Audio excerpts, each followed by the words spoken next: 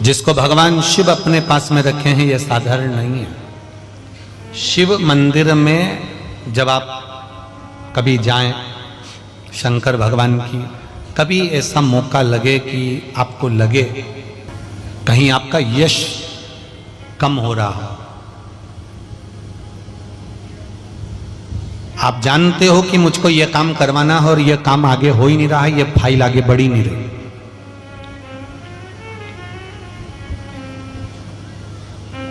आपको लगे ये फाइल आगे नहीं बढ़ रही, शिव जी पे जो जल चढ़ाओ, उस चढ़े हुए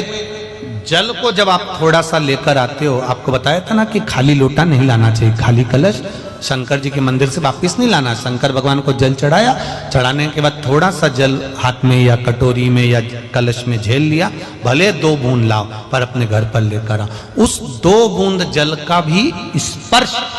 कलश के अंदर हाथ की 3 उंगलियां लगाकर अगर त्रिशूल पर टच कर कर मात्र आपने उस कलश के अंदर लगा दिया, वो जल भी आपने अपने घर पर छोड़ दिया, छीट दिया या उसका आचमन मात्र हो गया, तो व्यक्ति का यश बढ़ना अपने आप प्रारंभ हो जाता है, उसकी यश की प्राप्ति उसको होने लगती है,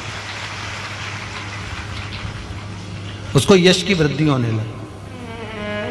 उसको यश की प्राप्ति होने लगती। त्रिशूल का स्पर्श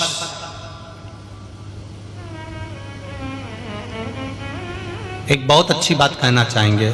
आपके स्मरण में रहना चाहिए, बहुत सुंदर सुंदर। कभी अगर मौका लगे, कभी अगर मौका लगे और शंकर भगवान का बहुत सुंदर श्रृंगार हो गया, बहुत सुंदर श्रृंगार हो गया, और शिव जी पे माला भी बहुत अच्छी चढ़ी है, बेलपत्र भी अच्छी चढ़ी है, धतूरा भी अच्छा चढ़ा हुआ है, फूल भी अच्छे चढ़े हुए हैं, और आपने देख लिया शिव जी का बहुत अच्छा श्रृंगार हो गया, और तुम्हें कभी मौका लग जाए ऐसा,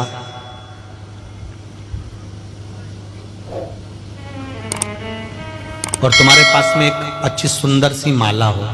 पुष्प की, तो आप पुजारी जी को या पंडित जी को कह दो, या पंडित जी मान नहीं हो,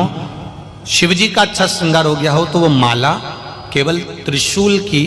जो त्रिशूल है उस त्रिशूल पर ही उस माला को अगर आपने केवल टांगी दिया,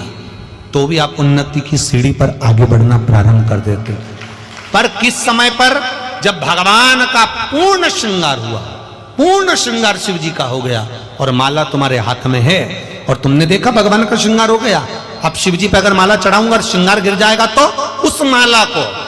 आप अपने यश प्राप्ति के लिए, अपने आनंद के लिए, अपनी उन्नति के लिए आप उसको त्रिशूल पर चढ़ा सकते। हम कई बार एक बात बहुत अच्छे से आपको वर्णन किए हैं कि कभी मौका लगे और आप किसी कंपटीशन एग्जाम में बैठ रहे हैं, या एक ही जगह पर सर्विस करते करते बहुत समय हो गया और वहां पर उन्नति नहीं हो रही है, आपका प्रमोशन नहीं हो रहा, तब 7 बेलपत्र केवल त्रिशूल का, 3 जो त्रिशूल में 3 नोक होती है, पहले साइड की दोनों स्पर्श, फिर बीच का स्पर्श कर कर अपने हृदय की कामना कर कर अशोक सुंदरी वाली जगह पर मात्र चढ़ा देने पर भी व्यक्ति जिस जगह पर नौकरी कर रहा होता है उससे उसका प्रमोशन का चांस बढ़ जाता है और उसकी उन्नति की ओर अग्रसर होता है। त्रिशूल भगवान देवाधिदेव आनंद करने वाले महादेव के जो हाथ में आया है, वो त्रिशूल कोई साधारण नहीं, स्वयं सूर्य नारायण की कला को काटकर बनाया, भास्कर देव की कला को काटकर। एक कलश जल, एक कलश जल का